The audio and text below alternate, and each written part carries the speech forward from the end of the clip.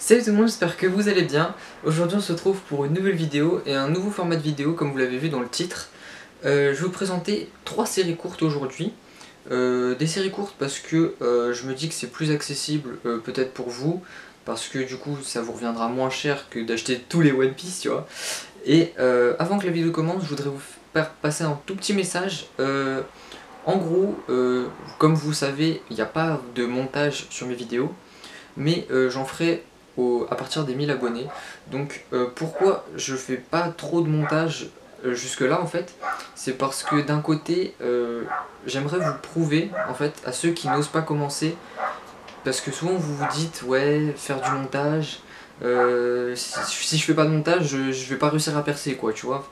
Et en gros je vais vous montrer que même sans montage, si ce que vous proposez est bon et que les gens apprécient ce que vous faites, vous pouvez quand même y arriver. Regardez, sans montage, j'ai réussi à atteindre quasiment les 900 abonnés. C'est juste un truc de fou et je vous en remercie vraiment. Donc voilà, c'est vraiment quelque chose, c'est mon point de vue. Après vous pensez comme vous voulez, mais moi je vous dis ce que je pense. Et donc on va commencer tout de suite par la présentation du premier manga. Alors le premier ce sera Mémésis. Je pense que vous connaissez Mémésis. C'est une série finie en 4 tomes. Elle a été finie en janvier en France. Donc je vais vous lire le synopsis parce qu'il est pas très long. Sur la deuxième série je vous lirai aussi le synopsis, mais le dernier je vous lirai pas parce que c'est beaucoup trop long, donc je vous expliquerai un petit peu l'histoire quoi.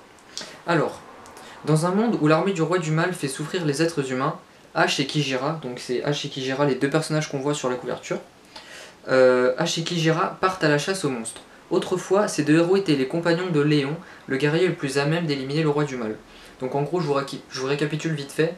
Léon, c'est un mec ultra badass, ultra fort. C'est un peu comme Saitama dans One Punch Man, tu vois, il est trop chaud. Mais on va faire une comparaison à un personnage de Naruto, un peu comme Jiraiya, tu vois. Je vais vous expliquer pourquoi. Alors, mais celui-ci les a renvoyés de son groupe pour les remplacer par deux femmes. Je pense que là vous comprenez un peu mieux.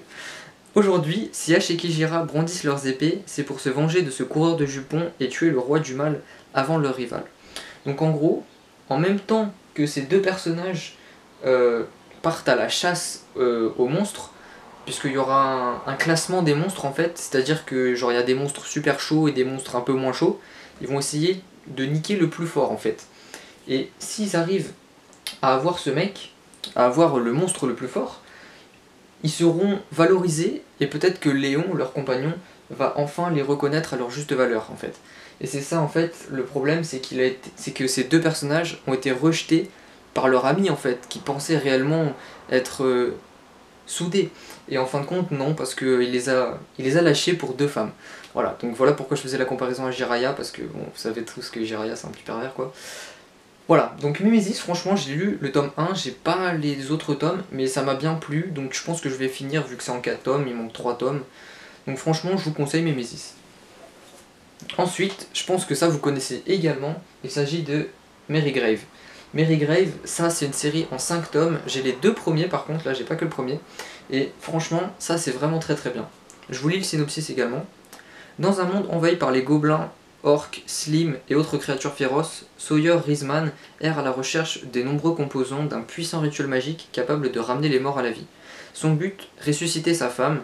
Donc là c'est Sawyer, c'est le héros qu'on va suivre. Et sa femme, on la voit juste là, j'espère que vous voyez bien. Donc voilà, il va essayer de ressusciter cette femme. Rosalie, qui ne le quitte jamais puisqu'il la porte sur son dos dans son cercueil. Donc sa femme est morte. Et on va apprendre au fur et à mesure de l'histoire qu'en fait c'est vraiment très compliqué parce que cette potion elle est très très dure à concocter en fait. Et vous voyez qu'il a des bandages et des cicatrices, c'est parce que lui-même a été ressuscité par cette potion. Donc il sait qu'elle marche, donc il veut à tout prix ressusciter sa femme.